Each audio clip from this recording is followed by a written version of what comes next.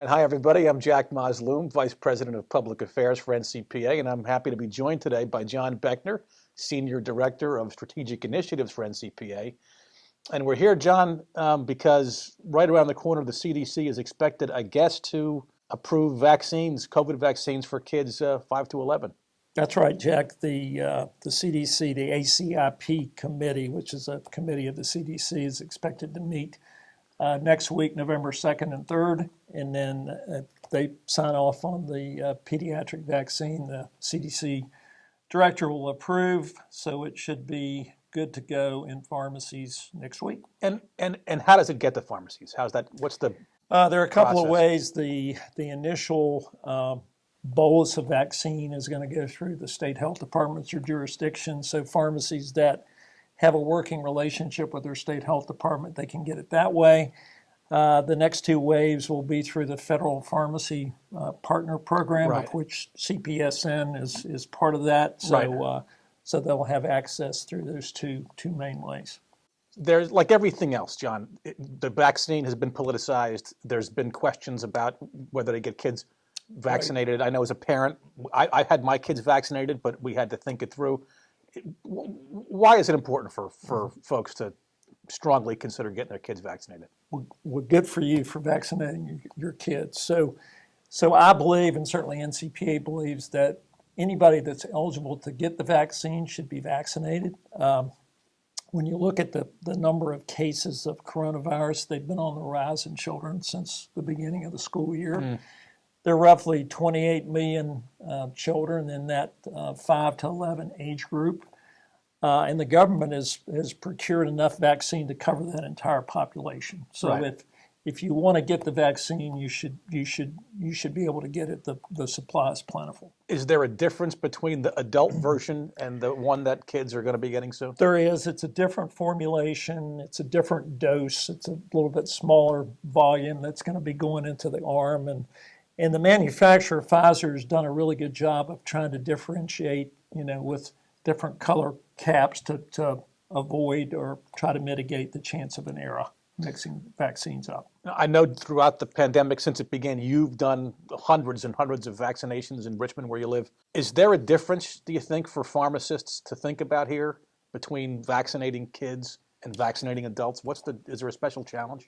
Jack, there are some challenges, but they're challenges that can certainly be overcome.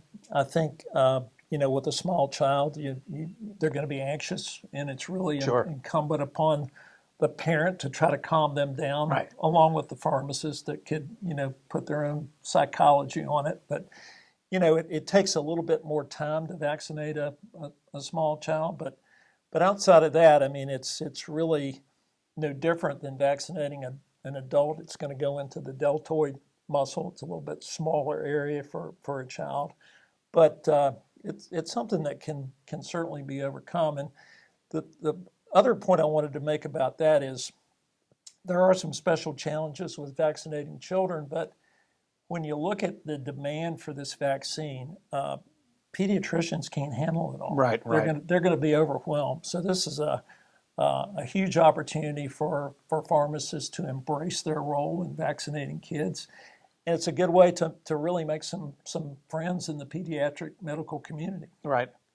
And you made a good point. Just like the adult version of the vaccine, pharmacists have delivered the overwhelming majority of COVID vaccines in this country, over 150 million doses, I think, now. Exactly. And I guess the White House says that the vaccines being given now for the last few months have been 80% in pharmacies. So without pharmacy, there's many fewer people getting vaccinated. Exactly. I mean, early on in when the adult vaccine came out, you saw these mass clinics. Right.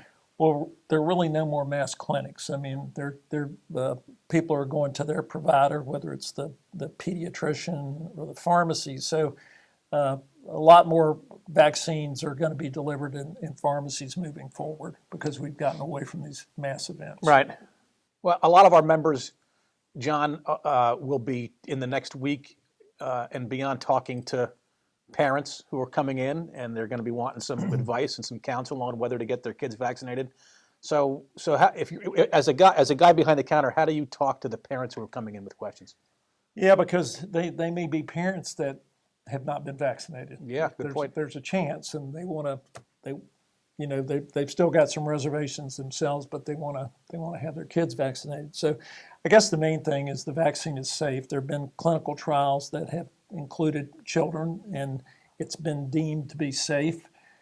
Probably the most important statistic that I would share is that the vaccine is roughly 94% effective at preventing the virus. Right.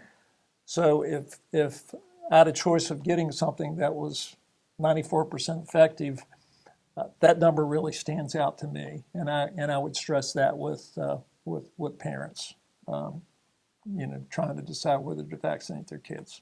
Well, good information, and members who have questions, John, they can reach us here.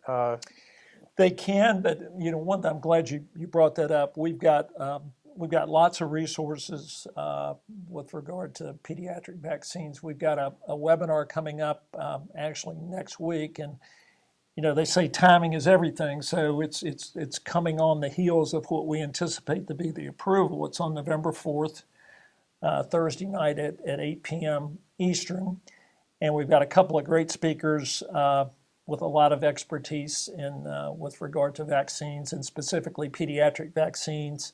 One person's going to be focusing on the clinical aspects and the effectiveness that I just talked about. The other one is going to be talking about the operational aspects. How do you incorporate pediatric vaccines into your normal workflow? What are tips to help calm these children down? Right. It's going to be really good.